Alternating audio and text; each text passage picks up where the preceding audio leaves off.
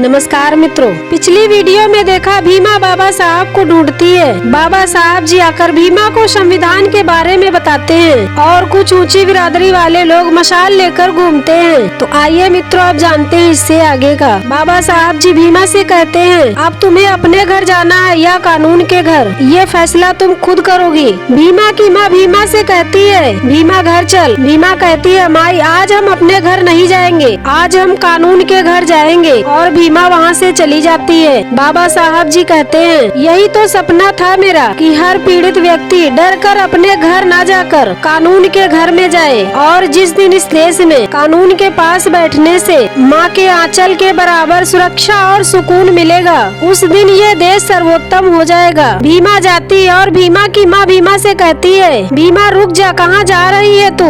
भीमा कहती है, माई हम थाने जा रहे हैं। तभी कलिका सिंह का एक व्यक्ति सुन लेता है। उधर कलिका सिंह के आदमी मसाल को लेकर भीमा के घर पहुंचते हैं। भीमा के परिवार वाले आते हैं। कलिका सिंह पूछते हैं, कहाँ है भीमा? भीमा के पिताजी कहते हैं, हमको नहीं पता है। कलिका सिंह कहते हैं, नहीं पता है तो हम बता देते हैं, थाने गई है वो। इस भीमा ने नाक में दम कर रखा है, उसको अच्छे से सबक सिखाना ही पड़ेगा। चलो सब थाने चलते हैं और इस कुंदन को भी उठाओ। भीमा की ताई जी कहती है, बाबू साहब इसने क्या कर दिया है, जाने दीजिए हमारे बेटे को, वैसे ही ये बहुत दर्द झेल रहा है। तभी भीमा की बिरादरी का एक व्यक्ति कहता है, नहीं बाबू साहब, ये कुंदन भी हमेशा भीमा का पक्ष लेता रहता है। भीमा के पिताजी कहते हैं, झूठ क्यों बोल रहे हो? वह व्यक्ति कहता है, हम झूठ नहीं कह रहे हैं, सही कह रहे हैं। कलिका सिंह सभी को चुप करवाता है और कहता है, सही गलत का फैसला हम करेंगे। और वो लोग कुंदन को लेकर जाते हैं। भीमा की बिरादरी का वह व्यक्ति बहुत खुश होता है। भीमा के ताऊ जी गुस्से में आकर एक थप्पड़ मारते हैं और कहते हैं, चुप नहीं रह सकता है, ऐसा इंसान है तू,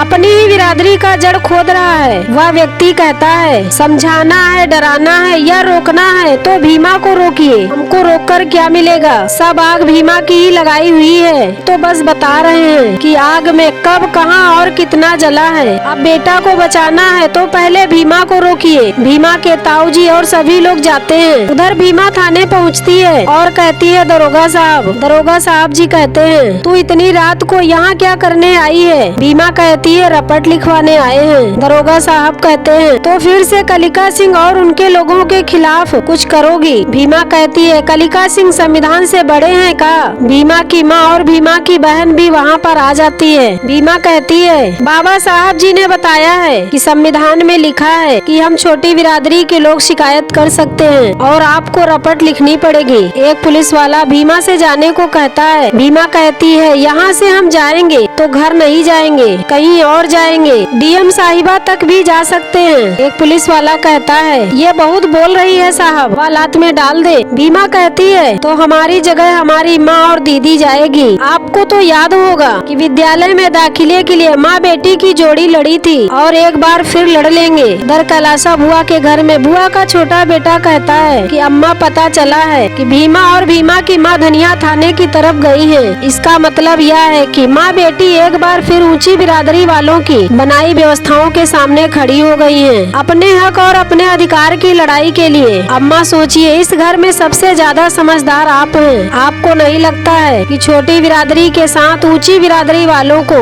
एक बार फिर अपने संबंधों की व्याख्या करनी चाहिए, तभी बीच का कोई रास्ता निकल सके। और हम जानते हैं अक्सर आपकी राय और मेरी राय अलग अलग होती है, लेकिन इससे नुकसान तो हमारा ही हो रहा है। अम्मा, समय आ गया है सही फैसला करने का और उचित फैसला करने का, और समझौता करने से अगर ये लड़ाई खत्म होती है तो ऐसा करना क्या गलत है? कैलाशा बुआ जी बिना कुछ कहे ही वहाँ से चली जाती हैं। दर थाने में दरोगा साहब भीमा से कहते हैं, तो तुम क्या कह रही थी? भीमा कहती है, रपट लिखिए और सबको गिरफ्तार कीजिए। भीमा की माँ भीमा से कहती है, भीमा काहे बात बढ़ा रही है? भीमा कहती है, बात तो तब बढ़ेगी जब ये रपट नहीं लिखेंगे और हम यहाँ से नहीं जाएंगे जब तक ये रपट नहीं लिखेंगे। दरोगा साहब जी अपनी पिस्तौल निकालकर कहते हैं कि लगता है डर खत्म हो गया है तुम्हारा, इसीलिए इतनी देर से बकवास कर रही हो। भीमा की माँ ये सब देखकर बहुत डर जाती है, लेकिन भीमा मुस्कुराती है। दरोगा साहब कहते हैं, मुस्कुरा रही है, इस मुस्कुराहट को हम एक झटके में आंसुओं में तब्दील कर देंगे।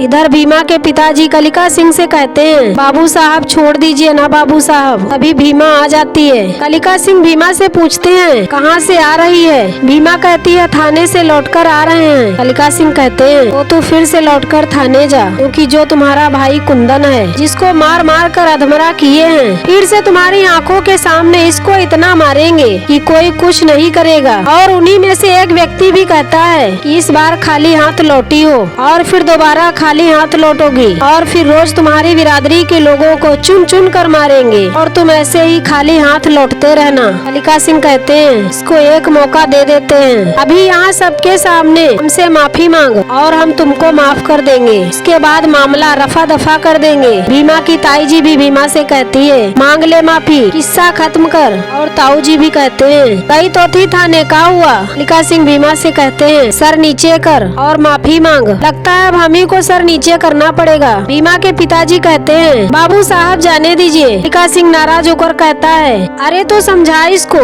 ये सर नीचे करे। और कहता है बहुत ही बेशर्म है भीमा, बिना मार खाए इसकी खोपड़िया में कुछ नहीं घुसता है, भी बताते हैं। और वह हाथ में कपड़ा लपेटकर भीमा को मारने जाता है। तभी दरोगा साहब जी आ जाते हैं और कहते हैं रुको। कालिका सिंह दरोगा से कहते हैं ए दरोगा, तो अब तू बचाएगा इस छोटी बिरादरी भीमा को? भीमा कहती है संविधान बचाएगा इस भीमा को। और कहती है जिस संविधान में हर बिरादरी बराबर और जिस संविधान में बिरादरी की हैसियत एक समान है, और वही संविधान आपको सजा भी देगा। कालिका सिंह दरोगा से कहते हैं कल सवेरे गर्जन कोठी आ जाना, तुमसे तो वही बात करते हैं, कल जा भी।